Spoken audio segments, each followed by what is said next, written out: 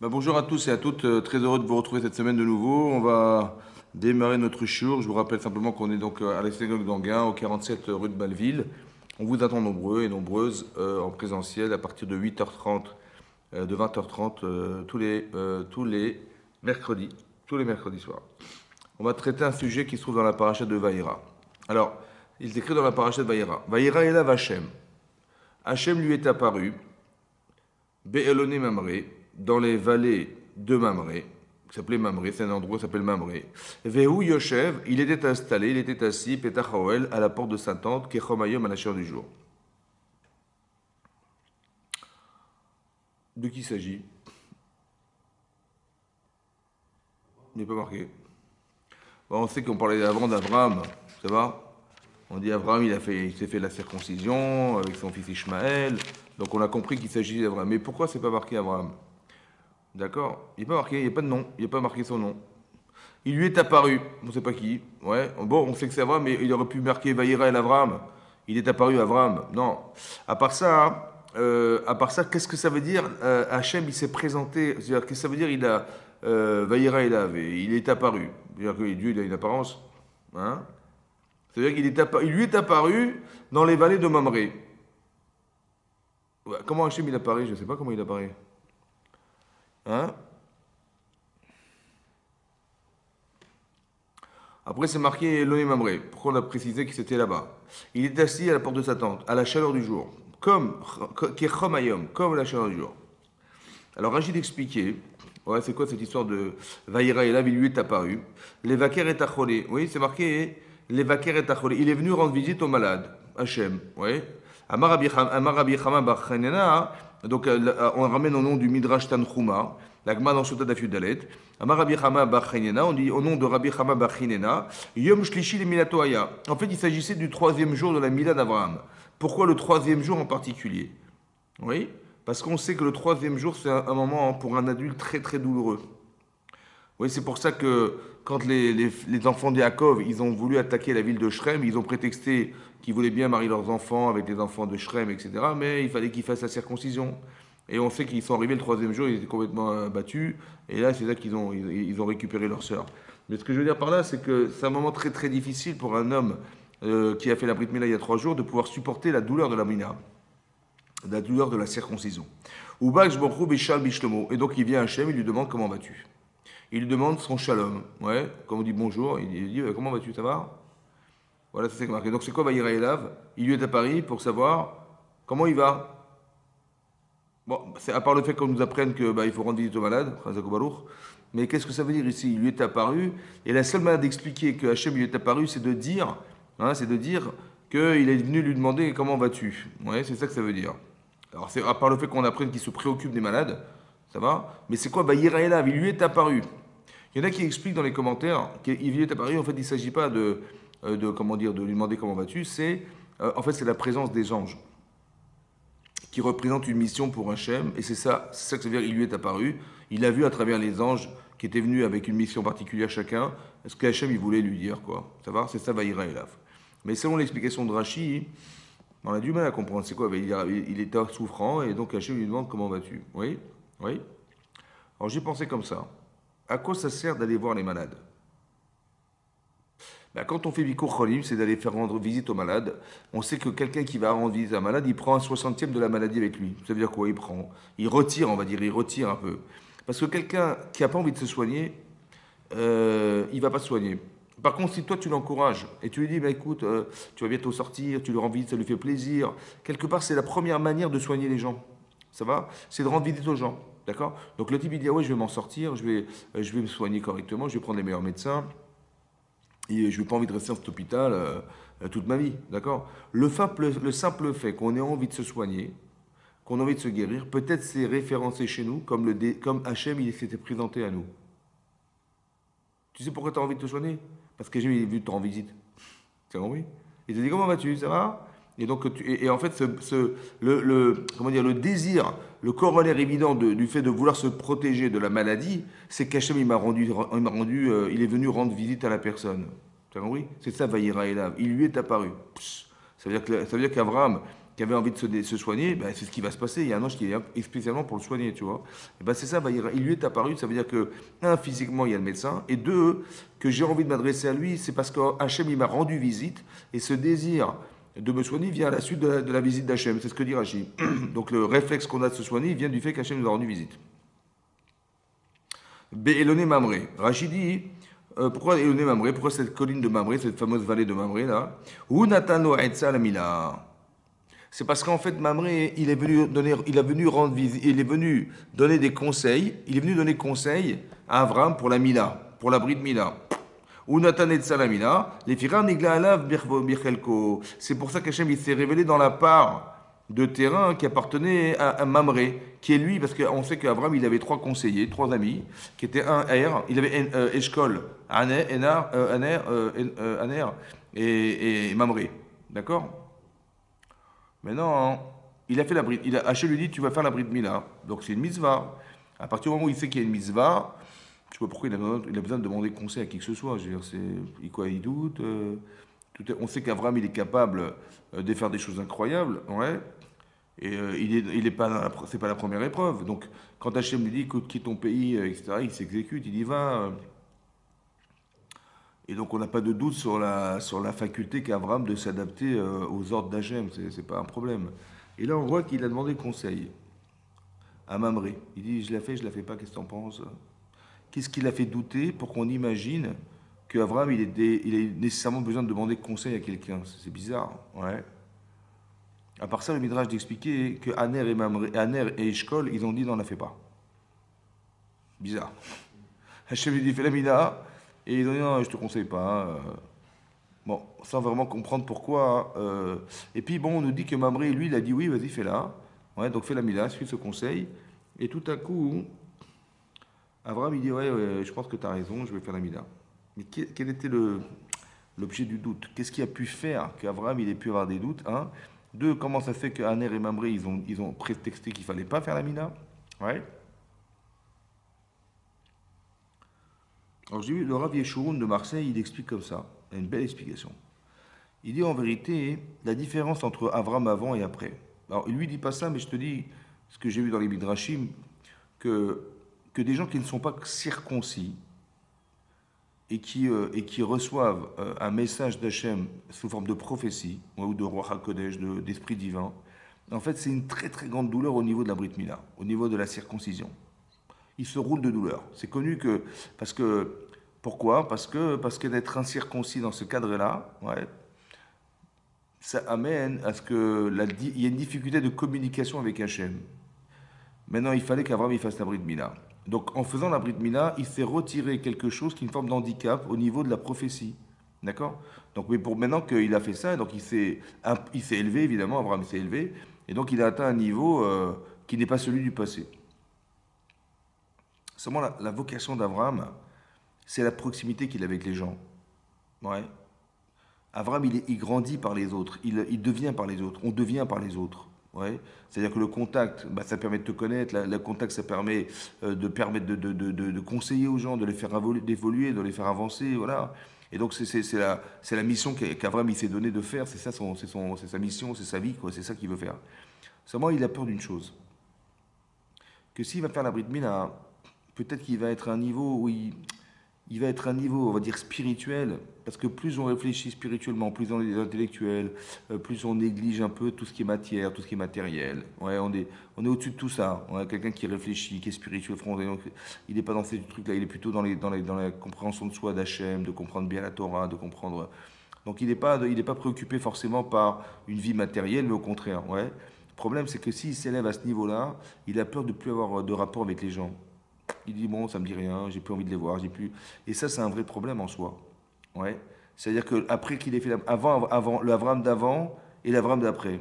Avram, il fait le Av Aram, c'est-à-dire qu'il est le père d'Aram, donc c'est vraiment quelqu'un qui Aram, c'est en Irak, donc il est devenu le père de Aram, ça veut dire il est reconnu dans l'endroit où il vit, il est reconnu. Mais il va devenir Avraham. Il devient Avraham. D'après ce qui est président, j'ai dit tu t'appelleras plus Avram, mais Avraham. Pourquoi Avraham? Avant, parce que tu deviens Avamon Goïm, tu deviens le père des nations, quoi. C'est une référence, il devient une référence dans toute la terre entière, quoi. Ouais. Et jusqu'à la fin des temps, on parle d'Avraham Avinu. C'est extraordinaire. Donc il a pris une dimension universelle incroyable, Avraham Avinu. Mais c'est quoi le pshat? Ça veut dire qu'il est devenu cet homme. Ouais. C'est-à-dire qu'il a tellement été parfait et entier en lui-même que on dit les tzadikim ne meurent pas. Ça veut dire qu'on ne pourra plus oublier Avraham Avinu. Il est éternel. Mais pourquoi? Parce que la partie qui est éternelle en nous, c'est la neshama. Ouais. Et donc, comme si son corps ne faisait plus écran entre lui et sa neshama, quoi. Donc, il devient éternel. Et puisque au fond de lui-même, il est éternel, donc il représente l'éternité, quoi. Et donc, ça veut dire qu'il est intemporel. C'est quelqu'un qui... Et c'est peut-être ça l'explication de la question qu'on s'est posée. Pourquoi il va marquer Abraham dans la paracha? Marqué Vaïra Elav. Il lui est apparu. Il était assis, sans préciser. Il n'a pas de nom, cet homme. C'est bizarre, il n'a pas de nom. Peut-être qu'il est arrivé à un niveau où il a vraiment, tu ne reconnais plus Abraham. Tu dis, ouais, il est tellement au-dessus de la matière. Ouais, il utilise la matière au service des autres, mais jamais pour lui, quoi. Il n'est pas à ce niveau-là. Donc, mais il a peur qu'il est tellement élevé hein, spirituellement que ça peut porter un préjudice, c'est-à-dire ça peut être un handicap carrément. Il comprendra plus les gens, ou il a plus envie de les voir, ou bien il ne saura pas les conseiller, parce que tous les petits problèmes qu'ont les gens, bah, lui, pour lui, c'est jamais une préoccupation, donc il va rigoler, ou ça devient, c'est comme si qu'il va parler des enfants, quoi, toute sa vie, des enfants, bah, ouais, il a peur de ça, en fait. Il a peur que la Mila, ça l'amène à une dimension spirituelle très haute, et qu'il ne soit pas capable de pouvoir rester proche de ceux qu'il va aider, parce qu'il ne les comprendra plus, ou bien leurs préoccupations ne sont plus les siennes. Tu comprends? Comme si que quelqu'un qui devenait orthodoxe, ouais, profondément dans la Torah, on devrait avoir un souci de se dire, mais à un moment donné, est-ce qu'on a un rapport avec les gens qui ne le sont pas, tu vois? Et ça pose problème. Et donc Aner et Mamri, ils ont dit, écoute, Aner et Eshkol, je te conseille pas de faire la Mila. C'était ça le problème. Ils ont dit, je te conseille pas. Ouais. Et Mamri, il lui a dit, non, non, mais fais-la, fais-la. Mais c'est quoi la question en vérité? Ben, si Hachem me dit fais-la, il faut la faire, non? C'est ça la question, oui. En vérité, le problème, il est suivant. Hachem nous ordonne de faire des trucs, des choses, des mitzvot, etc. Mais est-ce qu'on est en mesure de le faire? Tu comprends? Il y a une différence fondamentale entre ce qu'Hachem nous propose de vivre, ouais, mais est-ce qu'on est en mesure de pouvoir l'appliquer? Est-ce qu'on est en mesure de pouvoir le justifier? C'est ça le problème, tu vois? Et c'est-à-dire que est-ce qu'on est, comme tu dis, je sais pas moi, Hachem il te demande de sauter en parachute. Bon, ben, si Hachem il te l'a dit, tu vas le faire. Ouais, ben, vas-y, saute. Ben, on ouvre la porte, tu vois en bas, les messieurs ils mesurent 2 mm, ouais. Les baraques elles étaient énormes, ils sont toutes petites, et on demande de sauter. Ben, ta tête elle te dit oui, mais est-ce que ton corps il te dit oui? Ben, il va te dire non, je suis désolé, je peux pas, c'est trop dur. Mais Hachem il t'a dit de le faire, vas-y, aie confiance. Ben, j'ai confiance en lui, mais je suis pas capable. T'as compris? C'est-à-dire, il y a une différence entre les gens s'étonnent, ils disent mais Hachem il a dit il va le faire. Mais non, pas forcément. C'est ça le problème. C'est que intellectuellement, évidemment, de façon rationnelle, ben, quelqu'un, Hachem, il te dit, vas-y, il y a pas de question. De façon rationnelle, mais de façon humaine, émotionnelle, corporelle, ben, bien sûr que tu peux refuser, évidemment. Et donc il se dit, je vais arriver à un tel niveau spirituel que j'ai peur que je vais me démarquer. Et je ne vais pas arriver à comprendre les gens, etc. Amamri lui dit, vas-y. Ça veut dire que le fait que tu fasses, que tu étudies la Torah, que tu sois impliqué dans des choses, etc., ça ne va pas te démarquer, au contraire, tu vas devenir un phare. Après, il faut le réfléchir, non pas comme essayer de se marginaliser parce qu'on est différent, de créer des ghettos, de s'enfermer, d'avoir peur de la pollution qui pourrait avoir autour de soi, ou des gens pourraient qui influencer ce monde-là de la Torah. Ouais, non, essaye de comprendre, et c'est ça le rôle d'Abraham, et c'est très important de le comprendre dans la paracha. Ouais, et ça va être le vrai problème d'Abraham, le vrai souci d'Abraham, il est situé à ce niveau-là. C'est-à-dire que j'ai peur d'arriver à un niveau où je n'ai plus de rapport avec les gens. Je me sens complètement insociable et ça, c'est le problème qu'avait Avraham Avinu quand il a fait la Mila. Un petit peu comme. La Gemara dans Shabbat d'Afklamet Gimel a dit là-bas hein, que Rabbi Shimon Bar Yochai, après qu'il ait dit des choses pas très... on va dire qu'il ait critiqué le gouvernement romain à l'époque, à son époque, parce qu'il a dit, bon, ils ont fait des marchés, soi-disant c'était bien, mais en fait c'était pour mettre des prostituées. Les ponts, bah, c'était pour mettre des péages. Ouais, tu crois qu'il t'a rendu service? Non, c'est pour te prendre de l'argent. Les Jvakim, c'est pareil, ouais, etc. Les bains, c'était pareil. Les bains, ils ont fait des bains publics, bah, c'était pour qu'ils aient une belle peau, tout ça. C'est pas pour l'hygiène ou quoi que ce soit. Non, donc il a critiqué. Et ça, c'est arrivé à Rome. Et César, il l'a condamné à mort. Et à la suite de ça, il a dû se sauver. D'accord. Au début, la Gemara dit qu'il est parti au Beth Midrash avec son fils, Eliezer. Finalement, il a dit ma femme va être en danger, ils vont la suivre et tout. Ils vont savoir qu'elle nous amène à manger. On va se faire, on va pas provoquer une torture quand même pour ça. Et donc, ils ont dit on va se sauver dans une grotte. Ils sont partis dans une grotte pendant 10 ans. Ouais. 10 ans dans une grotte. Mais pas une grotte comme ça. Ils ont dit, voilà, bon, on va étudier la Torah, c'est sûr, hein, mais il va falloir prier à un moment donné. Il faut prier tous les jours. Mais bon, on va se salir. Ouais.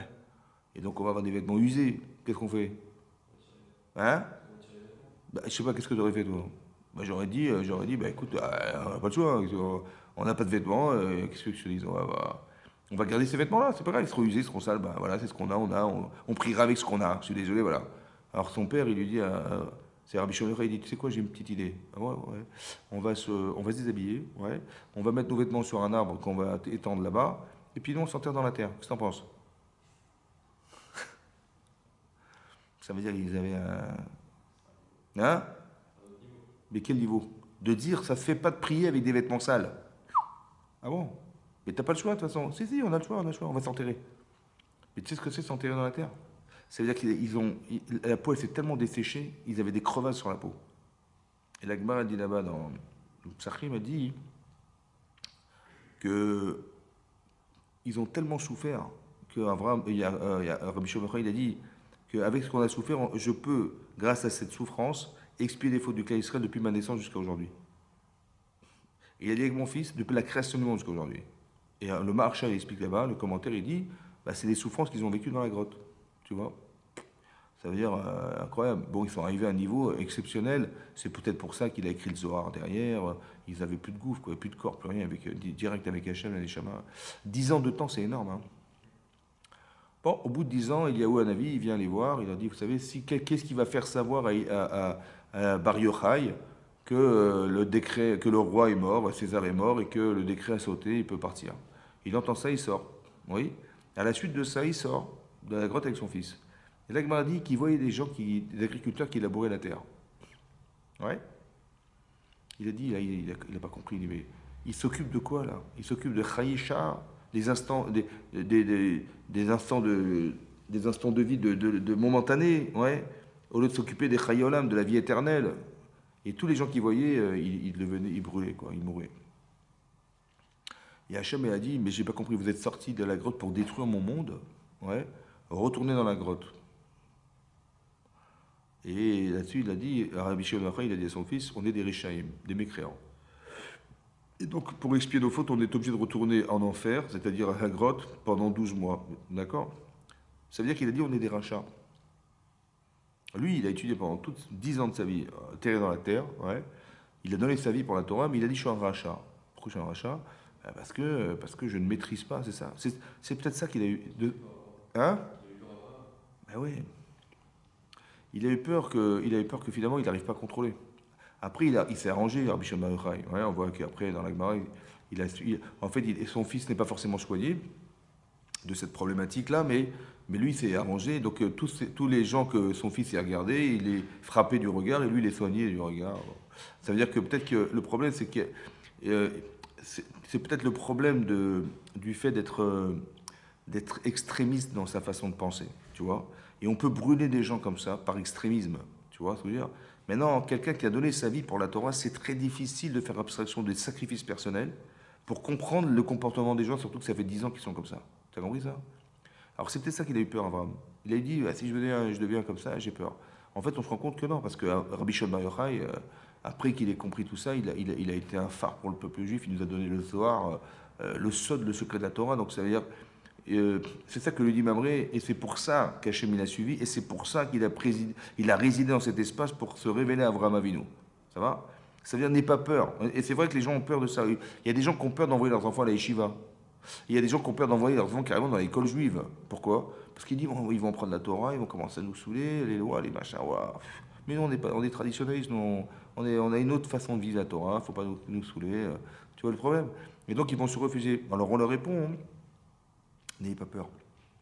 Combien de gens ils ont envoyé leurs enfants dans les écoles juives? Combien de gens ils ont envoyé leurs enfants à l'Yeshiva? Et après, ils n'ont jamais regretté parce qu'ils sont devenus d'abord intelligents. À part ça, ils ont été respectueux. Ils ont des valeurs, ils ont des machins. Et après, nous, les gens, ils remercient les rabbinim qui les ont envoyés chez eux parce qu'ils se disent, j'ai beaucoup d'exemples comme ça, hein, de gens qui sont partis comme ça étudier. Les parents sont fiers parce qu'ils sont respectueux d'Hachem, de la Torah, on peut compter sur eux, c'est beaucoup de choses qui sont très importantes. Et donc c'est ce que dit Mamré, il dit, mais non, t'inquiète pas, vas-y, fais-le. Ouais, ne t'inquiète pas, tu vas toujours être en contact. Et c'est ce qui va se passer. Maintenant, c'est marqué, donc c'est marqué ici comme ça. Donc ça, c'est le début de la paracha. Donc il était installé devant la porte de sa tente, c'est marqué. Qu'est-ce que Rachid explique? Petachoel, ouais.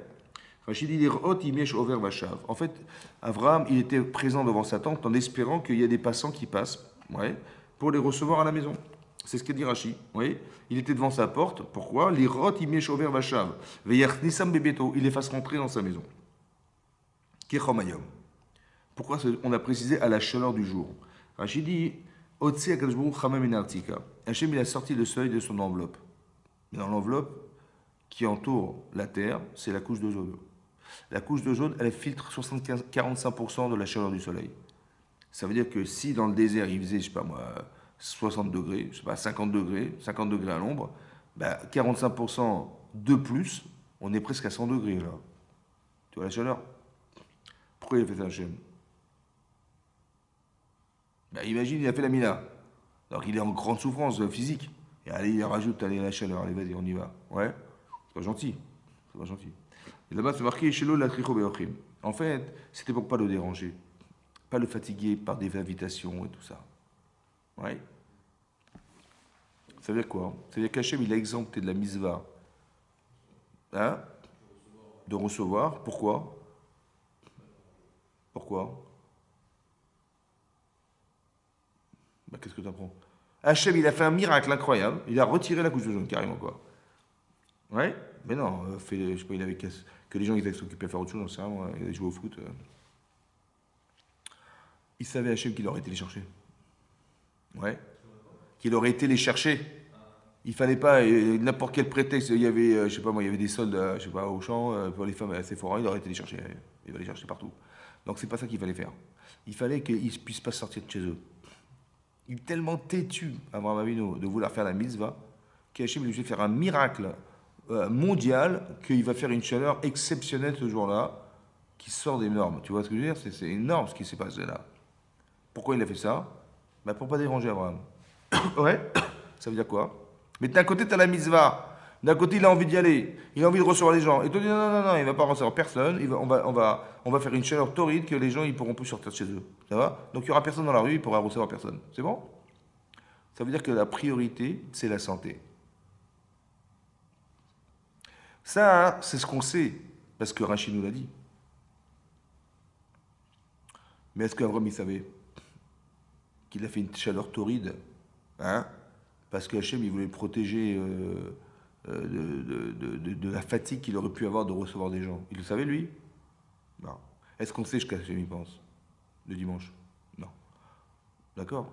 Maintenant, Rachid nous dit, c'est ça. Mais à notre avis, je sais pas, je me mets à la place d'Abraham. Ça va?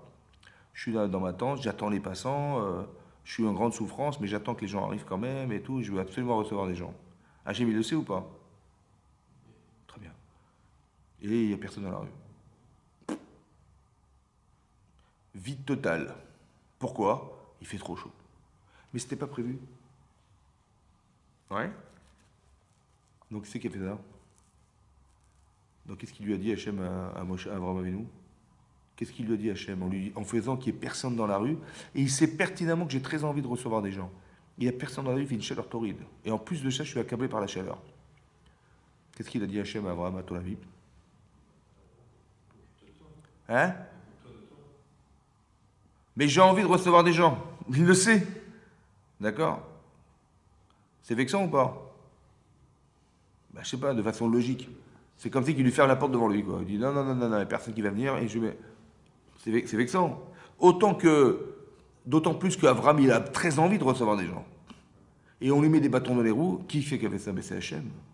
Il pourrait se vexer grave. Oui, non. C'est ça qu'il a pensé Hachem? Pas du tout. Il a dit, c'est pour ne pas le déranger. Ça veut dire qu'il le Yetzer Hara, hein, il va nous faire croire, ouais, de façon logique, hein, que si Hachem, il t'a fait un coup pareil, c'est qu'il voulait tes maisons, tu peux te les garder. T'as compris? Voilà. On n'a pas besoin de tes bisotes. J'ai mis une chaîne orthoride pour juste te dire, écoute, c'est bon, voilà. Reste chez toi, tes bisotes, tu te les gardes et personne ne sortira dans la rue. C'est très embêtant pour quelqu'un qui a très envie de faire la mitzvah. Et donc il pourrait le traduire à la proportion du désir, qu'on lui refuse son désir, ça veut dire qu'Hachem, il n'est pas content. Ouais, il n'est pas content, et j'ai dû faire une avéra, je me fais plein de calculs dans la tête qui sont complètement faux. Hein. C'est ça que Rachid Assa, il va répondre Rachid. En disant, mais c'est pas du tout ça. C'est parce que simplement parce que tu es malade, il faut que tu te soignes, et c'est tout, tu comprends? Et on se fait des films on se fait des films tout seul sur des non-dits, quoi. Tu dis, mais qu'est-ce qu'il pense d'eux? Bah, je sais pas, moi, comment je le traduirais autrement que comme ça, que il a fait très chaud ce jour-là, j'ai très envie de recevoir des gens, il y a personne dans la rue. Ouais, c'est ça, non? Mais il y a personne dans la rue. Donc il a envie de faire venir, mais il peut pas, il y a personne dans la rue. Peut-être c'est de ça qu'il a eu peur au départ. Tu sais pourquoi il y a personne dans la rue?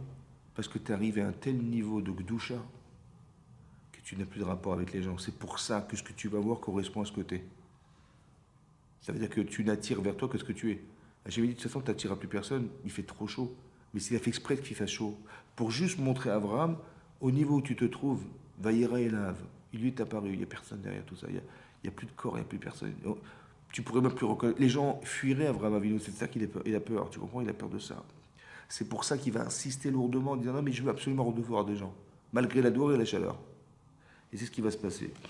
C'est marqué, c'est ça. Vous le fixez Raoult, Mistaer, quand Hachem il a vu qu'il était en peine, Shelo Ayu Ochim Baim, il avait de la peine, Avraham Avinu, de voir qu'il n'y avait finalement personne, Mistaer. Il n'est pas en souffrance de ses problèmes corporels, de Mina, là, non. La souffrance, c'est de ne pas pouvoir recevoir des gens. C'est intéressant, ça. Hein. Il n'est pas en souffrance de dire, mais je ne peux pas dire, bah, je vais dire à la femme, écoute, décroche le téléphone, je vais recevoir personne, je suis très fatigué. Non. Non, il dit j'ai de la peine, non pas de souffrir de ce que je vis, mais j'ai de la peine de ne pas pouvoir faire ce que j'ai comme misère dans ma vie d'affaires. Ouais. Mais c'est une grande chose, c'est marqué un grand issod ici, il y a marqué un grand secret dans la Torah. Si Abraham, il a souffert, non pas de ce qu'il a subi, mais de ne pas recevoir des gens, ouais, ça veut dire qu'il a dépassé la souffrance corporelle. Oui, non. Et comment il fait? Oui. Par l'absurde, non, par l'absurde. Si Abraham, si Abraham, il n'a pas souffert de la souffrance corporelle, donc ça veut dire que qui est-ce qui souffre de la souffrance corporelle alors? Qui c'est qui souffre de ça? Ben, Abraham Avinu, il a tellement envie de recevoir des gens, il n'est même pas en souffrance de ce qu'il a vécu, de ce qu'il a subi, mais de ne pas pouvoir recevoir des gens. C'est-à-dire que le plaisir, il est plus fort que la souffrance corporelle. Oui. Donc si le plaisir, il peut occulter la souffrance corporelle, ouais. Donc quand est-ce qu'un homme il souffre alors? C'est quand il n'a pas d'objectif. T'as compris ça? Ça veut dire que tu vois des gens, ils se plaignent. Ils disent, ah, t'as vu ce qui nous est arrivé? Nanana. En vérité, t'as compris maintenant comment ça marche? C'est parce qu'il n'a pas d'objectif dans la vie. Donc il va souffrir de bêtises. Tu vois? Ah, il m'est arrivé ça, il va te raconter ce qui t'est arrivé. Il va dire, ah, j'ai eu une galère dans ça, dans ça. Mais pourquoi tu me parles de galère? Parce qu'il n'a rien à faire d'autre. Il a aucun objectif qui pourrait le rendre heureux et d'éviter de parler d'eux, tu vois? C'est comme imagine, quelqu'un, il va voir son grand-père. Ouais, il a 90 ans. Il dit, tiens, je vais lui rendre visite à papy. Ouais, il va rendre visite à papy. Donc il rentre donc il tape à sa porte. Il dit, papy, ouais, c'est moi et tout. Ah, super, mais qu'est-ce qui fait, qu'est-ce qui s'est passé? Tu es venu me voir et tout. Mais j'avais du temps, je voulais absolument te voir, j'étais langui et tout. Ah, bah, ça fait plaisir et tout. Allez, on va boire un café. Il dit, comment ça va, papy? Bah, ça va très bien, super et tout. Ouais. 90 ans. Ouais, ça va bien ou pas? 90 ans. Bah, il a mal au dos, il fait sur lui, il n'arrive même pas à bouger, il demande à des gens d'aider pour. C'est ça ou pas 90 ans? Ouais, oui. Et pourtant il a menti, parce qu'il a dit ouais, ça va très bien, super content. Comment c'est un mensonge. Il va pas très bien, c'est fou. Ouais. Tu sais quoi? Le type, il est venu rendre visite son grand-père. Il a procuré tellement de plaisir qu'il a plus de souffrance. Ça veut dire que le plaisir de recevoir son enfant, son petit-fils, il est beaucoup plus fort que la problématique réelle qu'il a de souffrir de la vieillesse. C'est-à-dire qu'on peut dépasser la souffrance. C'est ça qui est marqué dans Rachi. Tu as compris? Et donc c'est ça. Donc il dit pour ne pas le déranger. Hachem, il savait qu'il avait très envie de recevoir des gens. Hein? Après, il met les chaleurs. Bizarre. Après, quand Hachem, il a vu Hachem, qu'il voulait absolument recevoir des gens. Ouais. Qu'est-ce qu'il a fait? Ben, il a envoyé des anges. C'est vrai ou pas? Qu'est-ce que tu aurais fait, toi? Hein? Bah oui. Mais il faisait trop chaud. Il serait jamais sorti. Alors, qu'est-ce que tu aurais fait?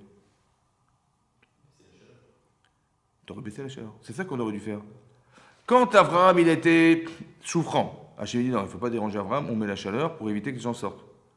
Mais quand il a vu qu'il était plus en souffrance de ne pas recevoir que de souffrir, il a dit ok, pas de problème, je t'envoie des anges. Mais non, on n'envoie pas des anges. Envoie, retire la chaleur et envoie des êtres humains. Ouais. Pourquoi j'ai mis la garde de la chaleur? C'est pas gentil. Il est en souffrance corporelle. Il a 90 ans. Ouais. Et il lui rajoute la chaleur. Waouh. Il y a un problème. Hein? Pourquoi Hachem il a fait un truc pareil? Oui. Alors, il y a un autre principe qui est marqué là. En fait, je vais te dire un truc.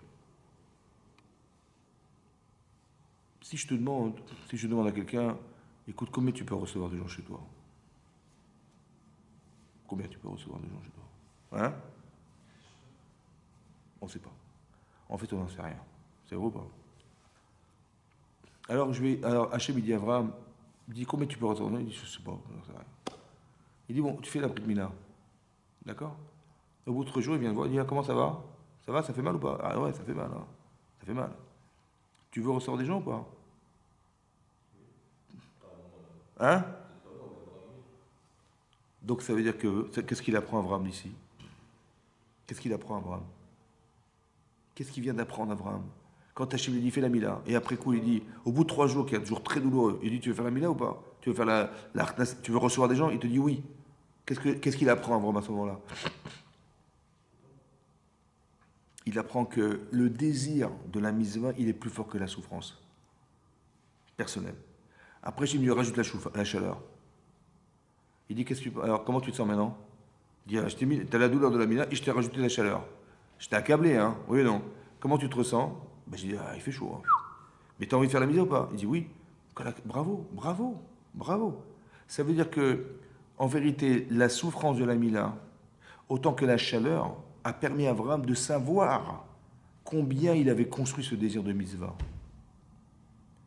Quand je lui dis, mais combien tu vas inviter de personnes? Il dit, je sais rien. Ben là, tu le sais maintenant. Donc Hachem, il veut savoir ou il veut faire savoir? Quand Hachem il envoie une épreuve à quelqu'un, les gens disent ouais, il m'a éprouvé pour voir si j'allais réussir ou pas. Ouais, ouais, oui. Mais Hachem il sait ou il sait pas? Donc pourquoi il le fait alors? Pour? Donc c'est pour savoir ou faire savoir? C'est ça l'épreuve. Hachem il veut me faire savoir où j'en suis. Si par exemple j'avais dit ah, il fait trop chaud, j'aurais su que je ne suis pas en mesure de pouvoir le faire. Donc je vais travailler sur ça pour y arriver. Ouais. Ou si la mine avait été trop douloureuse, j'aurais dit écoute, je suis désolé, j'arrive pas, c'est trop dur. Ouais. En vérité, c'est un baromètre. L'épreuve, la test, c'est un baromètre de connaissance de soi. Combien tu as construit les valeurs de ta vie? Tu comprends? Combien? Ça veut dire quoi combien? Quelle intensité tu as dû mettre dedans pour que la douleur, elle soit pas assez forte pour t'empêcher de faire ta mitzvah? Combien tu as mis d'intensité dans la relation à l'autre pour que la chaleur et la douleur ne soient pas suffisantes pour te convaincre de ne pas faire cette mitzvah? Mais c'est ça que tu sais. Bravo que tu sais maintenant. Hachem, il m'a fait savoir. C'est pour ça qu'il a gardé la chaleur. Tu comprends? Pour faire savoir que malgré tout, ouais, en vérité, il aurait très bien pu dire écoute, j'ai vu que tu as réussi, super, malgré la chaleur, et je t'enlève la chaleur, je t'envoie les anges. Je t'envoie les personnes, mais pas les anges. Pourquoi il envoie des anges? Ouais, qui avaient des apparences humaines. Bizarre. Alors, d'après ce qu'on a expliqué, Vaïraëla, il lui est apparu, c'est-à-dire qu'Hachem, il envoie des gens, ouais, qui ne sont pas forcément des hommes. Peut-être tu côtoies des gens dans la rue, mais ce n'est pas des hommes, c'est des anges qu'Hachem il a envoyés, qui représentent Hachem, qui ont une mission, ouais, qui a une mission pour. Et c'est ça, il lui est apparu. Pas lui, il est apparu. Il a fait envoyer des gens qui révèlent qu'Hachem lui est apparu. Tu as compris ce que ça veut dire? Qu'est-ce qui va se passer? Donc quand il va les voir arriver, il va y avoir qu'il va y avoir les kratam. Il a carrément couru vers eux. Troisième ligne. Mipetach-Haoel veishtachu arza. Vayomar, il a dit. Adonai, imna masatichen beinecha, al na ta'avor me'alavdecha. Il a dit, Rachid expliquait, il a dit au plus plus important des trois hommes qui étaient présents. Il a vu quelqu'un qui était un seigneur, qui était bien habillé, qui avait l'air d'être digne et qui avait être noble. Il s'est adressé à lui. Il a dit, je t'en prie, ne passe pas ton chemin, attends, je vais te servir. Ou alors il a dit à Hachem. Il est en train de prier Hachem. Et il dit, je t'en prie, attends Hachem. Hachem.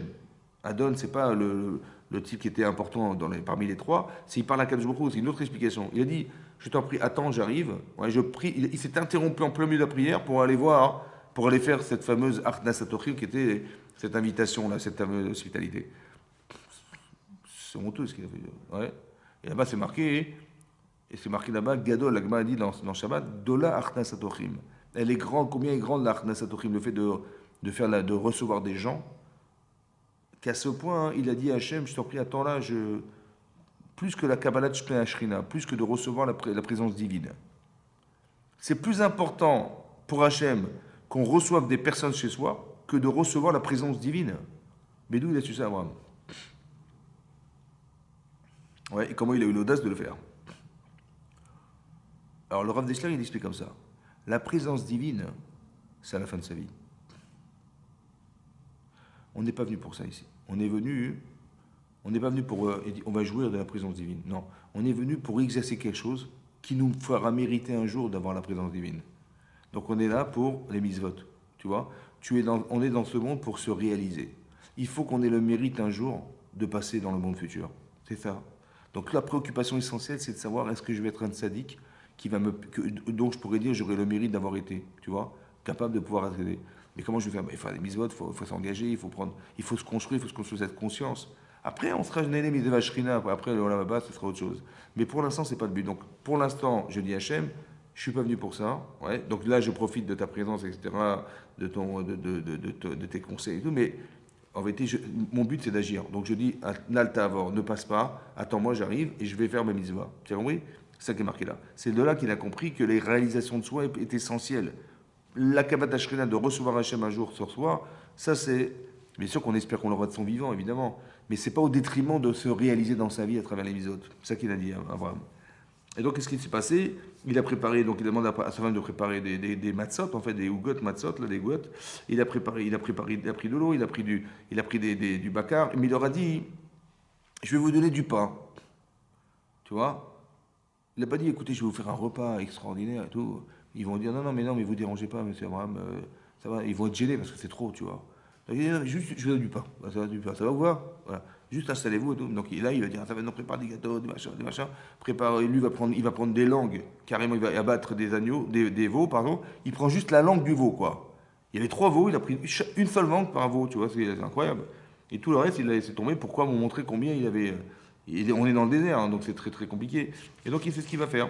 Ouais, il va faire cette sorte. Et donc c'est marqué que qu'est-ce qu'il a fait? Donc il a marqué Vayarot Abraham Yaikar Ben Abakar Rachvatov. Il a pris le fils du bœuf, c'est-à-dire le veau, Rachvatov, qui était tendre, était bon. Veiten Elanar, il a donné à cet enfant qui était Ishmaël. Vaimer la Sototo. Veikar Chem'a, il a pris du beurre, Chalav et du lait ou Ben Abakar.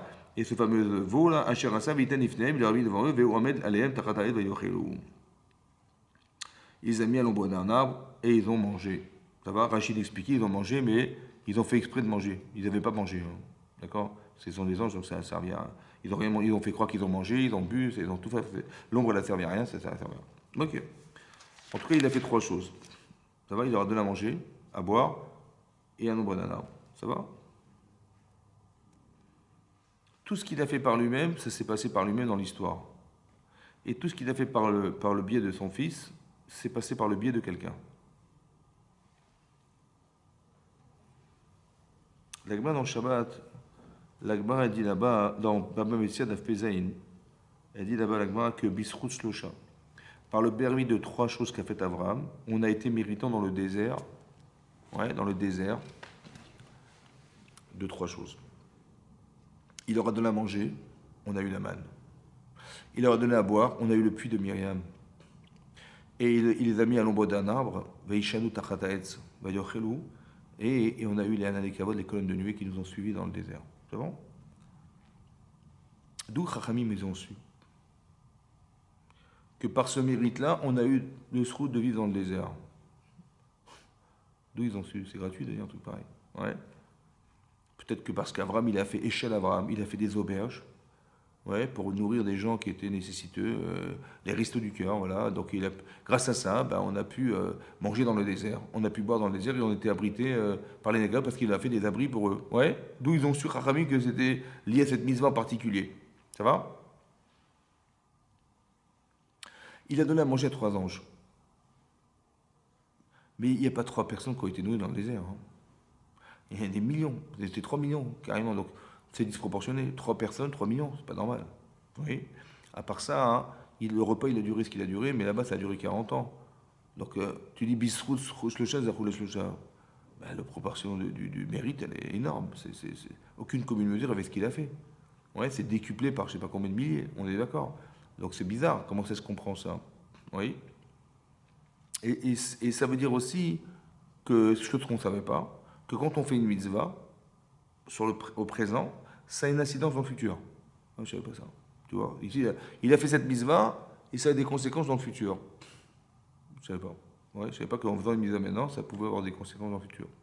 En tout cas, c'est ce qui est marqué dans le texte d'Agmara.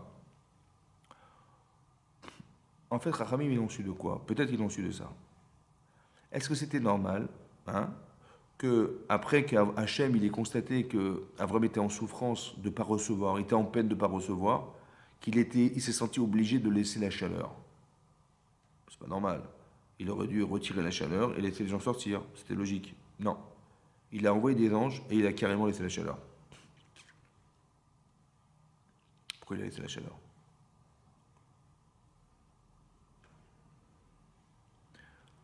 À part ça, pourquoi on a dû vivre dans le désert? On sort d'Égypte, bon, on pensait qu'on allait aller à Eilat ou je sais pas moi. Ouais, bah, ouais. Attends, c'est 210 ans d'esclavage, un peu de repos quand même, un peu de kiff. Quoi. On aurait été à Eilat, la mer morte, je sais pas, la mer rouge, magnifique. On aurait fait des plongées sous-marines, on se serait baigné, on aurait fait le tableau de sable fin, on aurait vu des palmiers, ça aurait été. Moi, c'est ça qu'on espérait, c'est ça, oui. Bah, j'ai dit non, non, vous allez me suivre dans le désert. Ah ouais. On va recevoir la Torah dans le désert. C'est bizarre, non? Le désert, la chaleur du désert. Oui. Est-ce que c'est viable de vivre dans le désert? Alors quel mérite on va avoir de survivre dans le désert? C'est pas gratuit ça. Ouais. C'est surhumain de vivre dans le désert. C'est pas humain de vivre dans le désert. C'est ce qu'il fait Hachem. Il cherche un tzaddik qui est capable, de façon surhumaine, au-delà des limites de l'homme, des limites humaines, de faire Achnasatochim dans la chaleur. Il a trouvé quelqu'un qui s'appelle Abraham.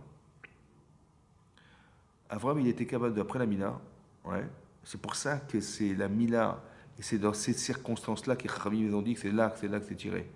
Parce qu'Abraham, il a donné sa vie en vérité pour la Misva, laquelle de nourrir des personnes au-delà de la limite humaine, à l'ombre d'un arbre, tu vois, dans la chaleur du désert.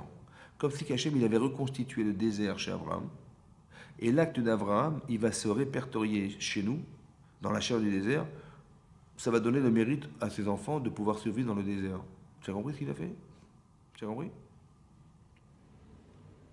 Ça veut dire que si Abraham il avait dit non, c'est trop dur, il fait trop chaud, ouais, ça n'aurait pas marché.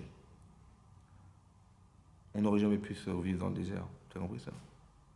Ça veut dire que le mérite que nos enfants ils vont pouvoir supporter des choses qui normalement auraient dû leur couper les bras dépend des parents. Combien tu t'investis dans la Torah, l'intensité que tu mets dedans, ouais, ça va donner des forces aux enfants qui vont naître après coup et qui auront eu cette capacité en eux de, tu vois, on n'est pas surpris en vérité que les enfants ils aient accepté de rentrer dans le désert. C'est pourquoi? Parce que leur arrière-grand-père qui était Abraham Avinu, il a été capable de le faire. Donc, et comme on descend d'Abraham, alors on est oui capable d'accepter ce genre de situation. Tu as compris? C'est ça le srout des Havot. Tu as compris? Tu dis on est juif, on est un srout, quel srout? Ah, on a de la chance. Non, le srout c'est zar. En hébreu, zar ça veut dire limpide. Le zéchout, le mérite, c'est que tu es limpide. Limpide, ça veut dire qu'il n'y a rien. On ne retrouve pas dans l'huile des morceaux de noyaux. On ne retrouve pas dans l'huile des morceaux d'olive. Parce que les morceaux d'olive, ça ne flambe pas. Hein. Ce n'est pas un combustible qui flambe. Le noyau, encore moins. Donc, pour que ça puisse avoir une flamme qui soit limpide, qui soit une belle flamme, eh ben, il faut que l'huile elle soit limpide. Pour que les actes ils soient réussis, il faut que la personne soit limpide. Il n'y a rien qui pollue sa vie et qui va faire que non, ça va être trop dur, ça va être machin. Tout ce qui pourrait empêcher que la flamme, elle s'enflamme, c'est ça que ça veut dire. Et donc c'est ça le zérout. Le zérout, c'est zar.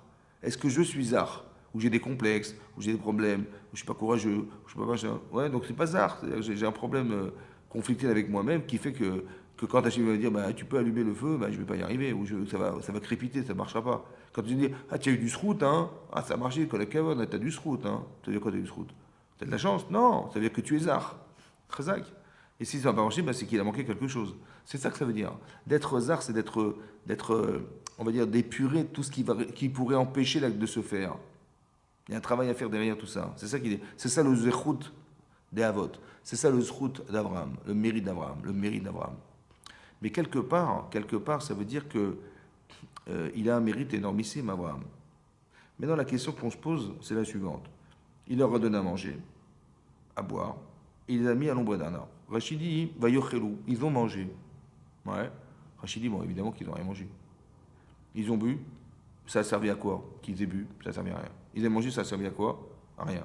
Ouais. Et l'ombre, elle a servi à quoi? À rien. Donc, quel est le mérite d'Abraham? Si tu dis que l'acte lui-même, il est répertorié dans ce que tu produis, ouais, bah, il n'y a rien du tout. Ouais, le résultat de l'acte, il est nul. Oui. Tu vas me dire, mais lui, Abraham, il ne savait pas. Il pensait que c'était des anges. C'est vrai ou pas? Mais Hachem, il savait que c'était des anges. Il pensait que c'était des anges. Il croyait que c'était des hommes, pardon, Abraham. Donc il dit, ben, j'ai fait une grande mitzvah. Oui. Mais Hachem, il savait que c'était des anges. Hein? Donc il savait que le résultat de la mitzvah d'Abraham, hein? Elle est nulle. Donc c'est quoi le srout d'Abraham?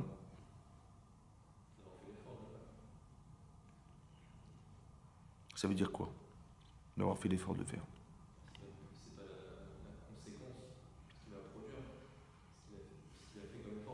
C'est ce qu'il a fait comme effort ou ce qu'il a dû être pour faire cet effort? Ou qu'est-ce qu'il est devenu parce qu'il a fait un effort? C'est quoi le pshat? Est-ce que l'explication qu'on doit donner, c'est de dire ah, il a fait des efforts, hein, Abraham Chazak ou Baruch? Ou non, l'effort n'est que la référence de ce qu'il est devenu par l'effort. Si tu dis à Abraham, écoute, je vais te faire la Brit Mila de façon théorique, hein, tu vas faire la Brit Mila et je vais te mettre une chaleur torride à 100 degrés, est-ce que tu accepterais de recevoir des gens de façon théorique? Il va dire, même pas en rêve. Mais il a réussi de façon pratique. Ça veut dire qu'il est devenu ce qu'il n'a jamais imaginé devenir. T'as compris ce que je veux dire? Intellectuellement, non. Mais dans le vécu, c'est différent. Tu vois? Et c'est l'expérience vécue qui compte. C'est ce que tu deviens qui compte. Ça veut dire quoi devenir? Parce que si on doit couper en deux la personne, je coupe en deux la personne. Il y a sa neshama, il y a son corps. Si je dis à la neshama, tu veux faire la mitzvah, elle va la faire ou pas? Et son corps, ben, c'est accablant la chaleur. C'est douloureux la mila, la brit mila, la circoncision, c'est douloureux. C'est le corps qui va refuser. C'est pas quand la personne elle se refuse à faire une mitzvah, c'est pas sa neshama qui refuse, c'est pas son esprit qui refuse. Non, c'est pas parce que tu dis ouais, il a Emouna, il lui a demandé, là il n'y a pas de problème.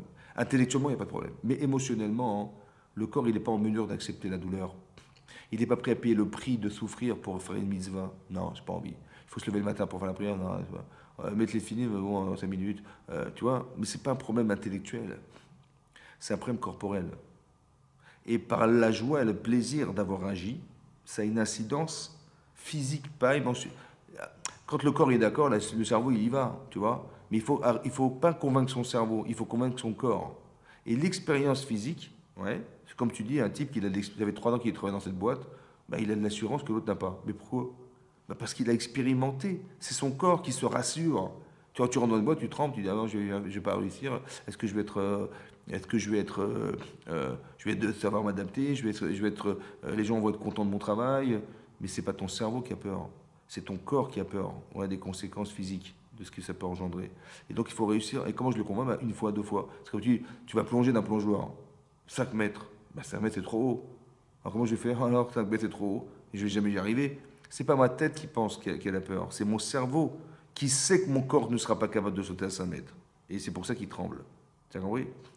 Donc qu'est-ce que je vais faire? Je vais sauter à 2 mètres. Ça, je sais faire. Je vais sauter à 2 mètres. Après, je dis 2 mètres 50. Bon, je vais sauter 10 fois à 2 mètres 50. Et quand j'ai l'assurance de 2,50 m, je vais sauter 20 fois à 3 mètres, etc. etc. Mais en vérité, je me suis rassuré, parce que j'ai vu que j'étais capable, tu vois.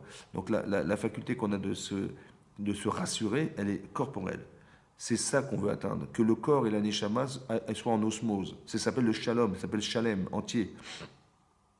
En fait, on colle à soi-même. On n'est pas tiraillé entre ce que le corps veut et la neshama veut, ou ne veut pas. Ouais, ou le corps veut pas et la neshama veut, tu vois. Il faut faire le shalom entre les deux. Ben, c'est ça qu'il a réussi à faire Abraham. Tu vois ce que je veux dire? C'est ça, il a réussi à mettre en osmose les deux. Par le plaisir qu'il avait de recevoir des gens. Par le plaisir de savoir que les personnes, en vérité, elles sont plus attirées par ce qui est bon que par ce qui est bien. Tu vois bien, si on ne fait pas kiddush le Shabbat à la synagogue, mais pas de kiddush, ben, les gens ne viennent pas. Tu vois? Et si tu dis, il y a un kiddush ce Shabbat, ah ouais, on va en parler, tout le monde va parler de ce kiddush, de fameux kiddush extraordinaire, il y a de quoi manger énorme, et tout le monde va se ramener à la synagogue. Mais on ne vient pas à la synagogue pour manger. Et pourtant, il y a plus de monde quand on fait kiddush que quand on ne fait pas kiddush. C'est bizarre, non? Parce qu'en vérité, le kiddush, ça répond à un besoin corporel. Il faut que tu aies envie de venir. Alors je vais te dire, voilà, je vais te donner des bonbons. Tu vois? Comme le gosse, si tu travailles bien, je t'offre un vélo. Ah ouais, super. Mais c'est pas pour le vélo que tu travailles. Non. Si tu n'aimes pas le vélo, il va jamais travailler. Tu vois, il faut comprendre le désir. Qu'est-ce qui pousse les gens à faire? Tu vois? Ben, c'est pareil. Donc Abraham, il a compris que quand tu donnes à manger à des gens, ils vont te remercier. Et comme ils vont te remercier, ils vont t'écouter. Et comme ils t'écoutent, tu vas leur dire des trucs, ça va rentrer dans leur cœur. Tu vois? Et c'est comme ça que tu fais évoluer les gens. Parce qu'au départ, c'est la nourriture. C'est comme ça. Tu invites des gens, etc., l'Artasatorim. Et c'est comme ça que les gens, ils se sentent touchés par. Et donc le message, il passe beaucoup plus facilement. C'est ce qu'Avram il a su faire. En tout cas, ce que je vois d'ici, c'est ce qu'Avram il est devenu par cet Arnasatorim. Et c'est de ça qu'ils se sont nourris, les Israël dans le désert. Ils ne sont pas nourris de ce qu'ils ont mangé. Ils se sont nourris de ce qui était devenu Abraham. Et comme on descend d'Abraham, alors on a eu ce mérite de pouvoir survivre dans le désert par le mérite d'Abraham. D'accord? Ça veut dire qu'Abraham il plante une graine quelque part. Ouais, et après, ben, il faut trouver les personnes qui vont arroser cette graine. Alors il y a eu Moshe. Moshe qui a été capable d'avoir le mérite de nous donner la manne.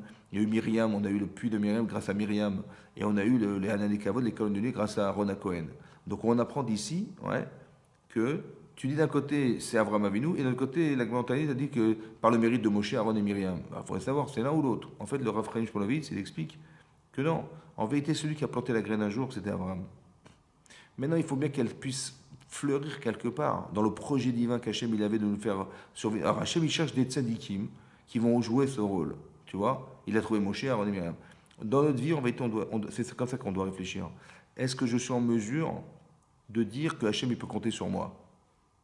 Tu comprends? On doit devenir des tzadikim, pourquoi? Bah, c'est simple en fait. Bah, indépendamment du fait que on espère on va faire des mises-votes et qu'on va pouvoir mériter le monde futur, en fait, quelque part, indépendamment de ça, il y a un projet divin qui doit se réaliser sur Terre.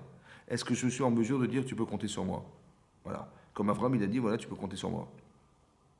Mais dans ce cas-là, il faut avoir une perspective religieuse, entre guillemets, ça veut dire que j'ai envie de participer au projet. Voilà. Donc je vais faire attention à la halakha, je vais faire attention à ce que je dis, aux gens que je fréquente, comment j'exerce mon rapport aux autres, ouais, etc. etc. Et à ce moment-là, je deviens compétent, et cette compétence, ça va être utilisée quelque part.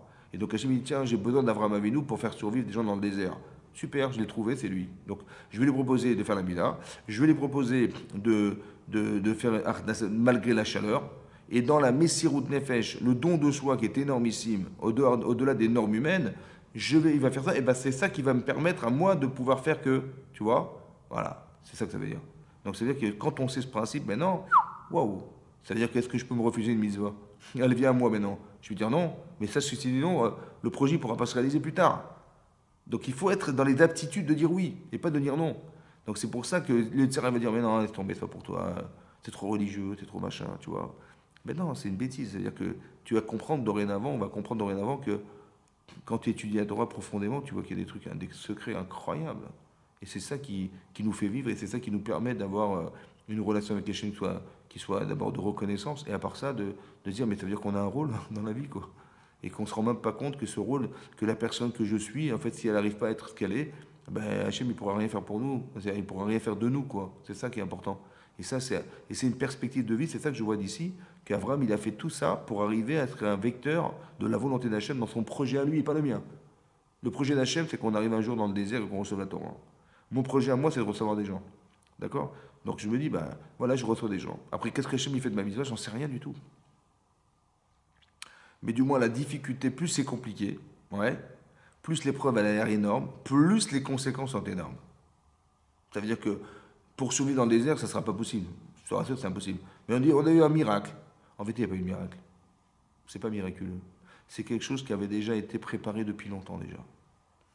Donc le miracle qu'on voit en vérité, quelque chose qui paraît extraordinaire, comment c'est possible qu'on ait survécu dans le désert. Ouais. En fait, le miracle, c'est quoi le miracle? C'est le dépassement de la nature. Eh ben, c'est quelqu'un qui se dépasse. Il est maître de la nature, de sa propre nature. Alors Hachem, il peut lui donner le droit d'être maître de la nature. Si quelqu'un il est maître de sa propre nature, ça lui donne le droit d'être maître de la nature. C'est pour ça que tu vois des grandes sadikim, ils font des miracles incroyables. Tu dis mais comment c'est possible? Quel mérite ils ont? Parce qu'ils sont maîtres d'eux-mêmes. C'est pas, c'est comme tu dis, je sais pas moi, tu as un cow-boy sur un cheval enragé, ouais, et il faut le dompter, etc. Bah, soit le cheval, il arrive à faire sauter le cavalier, ou soit le type, il a réussi à maîtriser son cheval. En vérité, le cheval, c'est le corps. C'est qui domine? C'est toi qui es le cavalier. C'est toi qui domine, c'est toi qui décide. C'est pas ton Yitzhara qui affole le cheval qui va décider. D'accord? Donc si tu vois que le cheval il est emballé et que tu n'arrives pas à le retenir, c'est que tu as une faiblesse, tu n'es pas préparé, il te manque quelque chose. C'est la même référence. C'est-à-dire il faut qu'on soit capable de voir que derrière des actes pareils, il y a une référence. Savoir qu'Hachem, tout ce qu'il fait, c'est pour le bien. Donc quand je traduis mal la situation, c'est mon Yitzhara qui me fait croire. Parce qu'il y a une interprétation. Maintenant, en fonction des complexes que j'ai, tu vois. Je m'investis et je vois qu'Hachem, il me fait un coup pareil de me refuser des invités. Mais je veux recevoir un invité. Il le sait, Hachem, il me fait ça, c'est frustrant. Oui, ça c'est la fausse lecture, c'est la mauvaise lecture. C'est une façon d'interpréter, c'est logique, mais c'est faux. C'est important de savoir que des fois c'est logique, mais c'est faux. Tu vois. Il dit, ouais, non, c'est pas du tout ça. Hachem, il a juste fait ça pour que, justement, il ne soit pas dérangé. Tu vois, c'est ce que dit Rachid. C'est incroyable.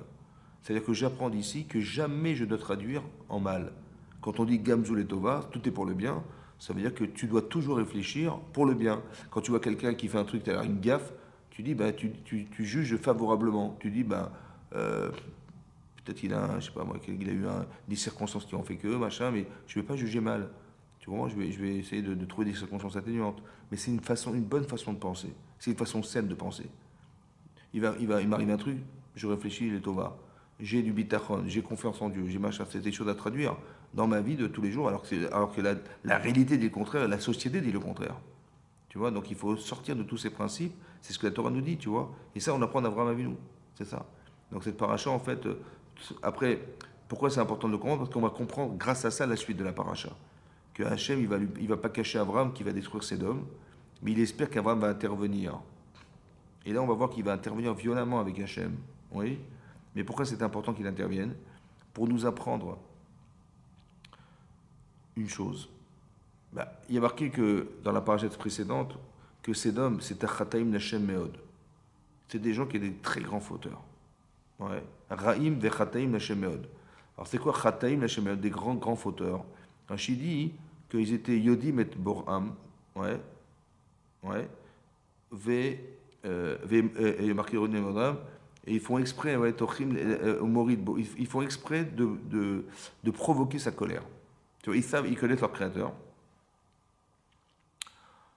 mais ils font exprès de le provoquer. C'est comme le type, il dit, ouais, le type, il va manger du porc à Kippour. Tu vois, le type, genre, tu vois, juste pour énerver le bon Dieu, tu vois. C'était à ce niveau-là. Et puis, il faisait des choses très, très cruelles à ce homme. Il coupait les jambes, il coupait des têtes, il coupait des. T'as envie de prier pour eux, toi? Le dimanche? Non. Bah, vraiment, il s'est acharné pour eux. Comment c'est possible? Il a voulu rester sur terre. Tu as compris ce qu'il voulait? Il voulait pas être dans le ciel. Il dit, bah oui, bien sûr. Bien sûr qu'ils n'ont rien à faire sur terre, ces gens-là. Pour peu qu'eux-mêmes ils disparaissent, c'est mieux pour la société, pour la terre entière. Oui, non. Ben, c'est pas ça qu'il a fait. Il a fait l'inverse. Pourquoi il a fait l'inverse? On apprend quelque chose de très important ici. Le rachat n'existe pas. Le rachat, c'est quelqu'un qui réfléchit mal. Quelqu'un qui réfléchit égoïstement. Tu vois? Est-ce que tu peux lui changer sa façon de penser? Tu peux ou pas? Tu lui expliques que si tu devais subir ce qu'on te fait subir, par exemple, bah, tu vois bien que tu ne serais pas d'accord. Alors pourquoi tu le fais, tu vois? Tu peux le faire réfléchir. Que tu crois que le monde, il va vivre sous une forme de dictature, comme ça. Tu crois que le monde, on ne peut pas partager sa vie avec les autres. Comment tu vas exister toi? Ça peut s'expliquer. Ça prendra 1 an, 2 ans, 10 ans, 20 ans. On va trouver des tzadikim qui se trouvent sur place et qui vont aider Abraham, ouais, à essayer de faire changer ces personnes. C'est possible ou pas? Donc quand Hachem il a dit, bon, je vais quand même pas lui cacher, je vais détruire Sédom, c'est pas qu'il lui a dit, j'ai déjà décidé. Non. Et il lui a dit, c'est comme à Noach, il dit, bah, écoute, dans 120 ans, on va détruire le monde. C'est pas qu'il a décidé, Hachem. C'est-à-dire, si le monde il est dans l'état où je le trouve aujourd'hui, bah, ça ne pourra pas vivre, d'accord? Mais si par contre tu peux changer l'état d'esprit des gens, avec plaisir. C'est ça qu'il a dit Hachem. C'est pas qu'il a dit j'ai décidé, mais bon, à quoi ça sert de prier alors? Ça sert à rien. Non. Et qu'est-ce que tu vas dire à Hachem s'il a déjà décidé? Tu es plus intelligent que lui? Non plus. Donc ça veut dire que c'est impossible. Donc c'est pas ça qu'il a dit. Il a dit si tu pouvais me prouver que tu sois capable de pouvoir changer les personnes, tu pourrais faire de ces gens-là des tzadikim. Waouh! Tu changes la façon de penser, tu vois? C'est ça en vérité. L'évolution humaine, elle s'est faite parce qu'on a réfléchi, on a tiré des leçons des erreurs, on a évolué. Aujourd'hui, dans le monde dans lequel on vit, il faut être balèze pour transgresser la loi, quoi. Il faut y aller, hein. Il y a tellement de structures juridiques, machin, les droits de l'homme, la souffrance.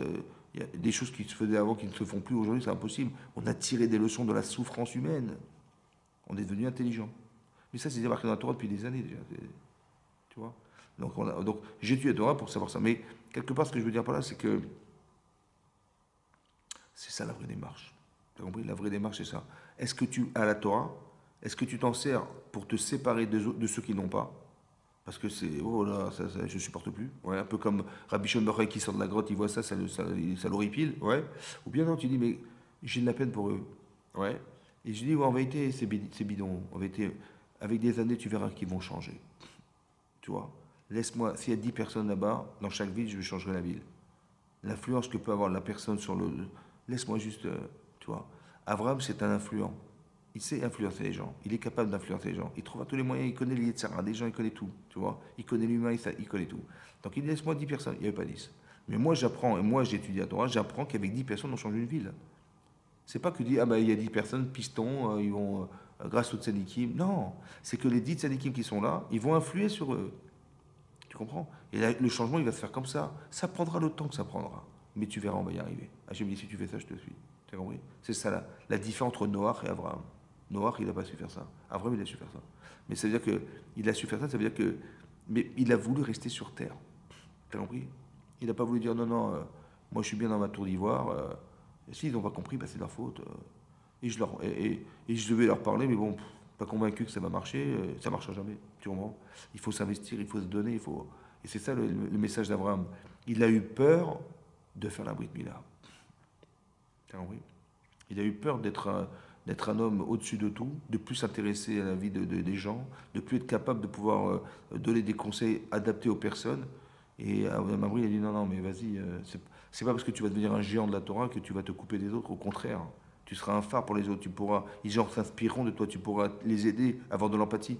C'est-à-dire que la Torah n'est pas là pour nous séparer, mais elle est là pour nous coller, Dafka, de nous aider à pouvoir être ensemble. Et ça, c'est un vrai paradoxe. C'était ça le sujet. Est-ce que l'orthodoxie, elle mène à une forme d'intolérance? Tu vois? Alors j'ai dit non. Ouais, tu vois bien que c'est non. C'est-à-dire que ça dépend comment c'est perçu par le tzaddik lui-même, la personne qui étudie la Torah. Est-ce que la Torah dit non, non, mais moi je me protège, j'ai peur des influences, et là. En fait, la personne, elle n'a aucune influence sur les autres et c'est catastrophique. Tu vois, parce que c'est comme si tu vois les gens, ils étouffent et tu dis, bah, moi j'ai une bouteille d'oxygène sur moi, bah, tant pis pour eux, hein, que je fasse. Bah, j'ai compris, mais ils sont en train de mourir. Ça va, ça te dérange pas? Tu peux pas partager ton oxygène, tu vois? C'est pareil. Soit tu gardes égoïstement la Torah pour toi, soit tu la partages et tu la fais vivre autour de toi. Tu as de la peine pour ceux qui ne l'ont pas et pas ça te dégoûte de voir qu'ils font des actes qui sont contraires à ce que tu penses. C'est pas comme ça qu'on réfléchit. C'est pas ça la Torah d'Abraham, on va dire. Et c'est de ça dont il a eu peur. En faisant la Mila, il a dit je vais être à un niveau tel, je ne sais même pas si je vais pouvoir supporter les autres. Un peu comme Rabbi Shimon qui sort. Alors les gens ont dit bah oui, tu as raison, il vaut mieux pas, alors reste à ton niveau. Si tu ne te sens pas capable de le faire, reste à ton niveau. Ne fais pas la Mila. Tu vois? Alors en vérité, c'est fou. Envoie tes enfants à l'école juive, tu verras, tu seras content. Envoie tes enfants à l'Eshiva, tu vas pas le regretter. Mets tes gens dans la Torah. Évolue toi-même, ouais. Fais évoluer ta famille, tu verras, n'aie pas peur, ça va. Il n'y aura que du bien. Si c'est bien réfléchi, c'est bien pensé, il n'y aura que du bien. Chazak ou Baruch. C'est beau la Torah ou pas?